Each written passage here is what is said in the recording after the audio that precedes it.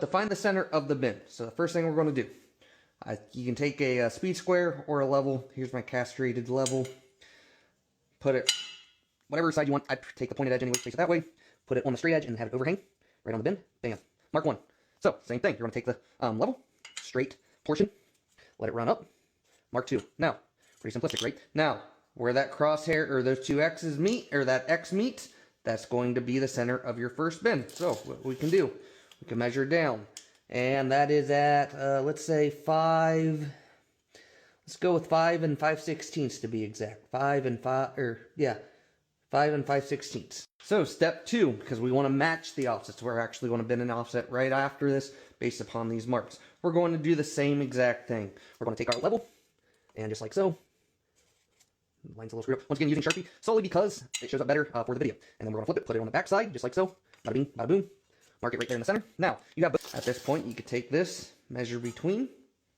We're going to say 8 inches. That's important, so we're going to write that on here. Once again, this is all, don't do this on the site, you will get fired.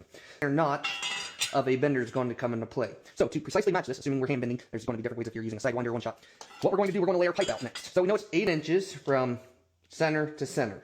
That's the first, or not the first, but part of it. The other thing is we're going to measure off the end to the center of our first mark, which is 5 and 5/16.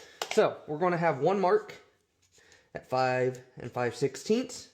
Mark number 2 will be plus 8 inches, because that's the difference from point A to point B. So we're going to add 8 to that. So 5 plus 8 will be 13 and 5/16. So I'm going to get a piece of conduit. We're going to make mark number 1 on the new piece of conduit that we're going to bend at 5 and 5/16. We're going to add 8 inches to that to get us our mark number 2, which is 13 and 5/16. And to ensure this is going to match, we're going to bend it on the center notch right here. That will allow us to put those marks right on there, and it'll come out perfectly. If you do it somewhere else, your bends aren't going to match. And 5 and 5/16. So we're going to measure 5 and 5/16. Mark 1. And then we said we had to add 8 inches from center to center. So then from there, we're going to add our 8 inches, and that's going to put us at 13 and 5/16. Get our Sharpie marks around.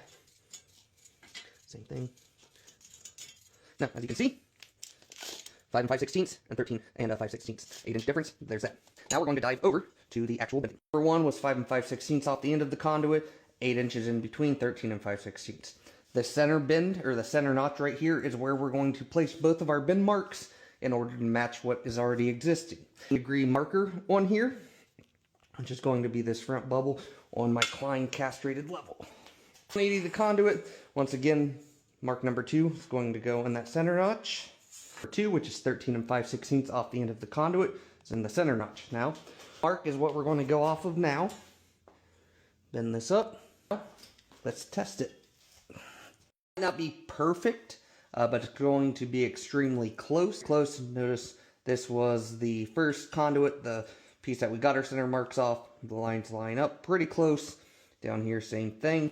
But yeah, there you go. That's a good way to, if you want to match offsets, no matter the size of conduit, obviously, depending on your bender, like a sidewinder bender, a table bender, you're going to have travel, things you have to account for. For like a parallel offset, you'd have to shift your lines, but this gives you a general idea. If anything, at least you now know how to find the center of bends.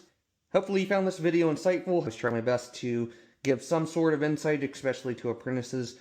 Just because I'm showing something one way does not mean that's the only way, doesn't mean it's the correct way, the best way. It's just what works best for me, and hopefully others find it useful as well. As you saw, I found both centers. It said it was a 30-degree bend.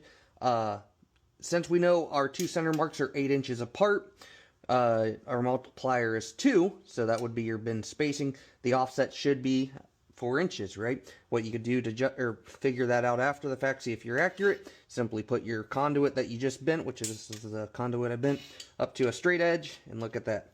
4 inches or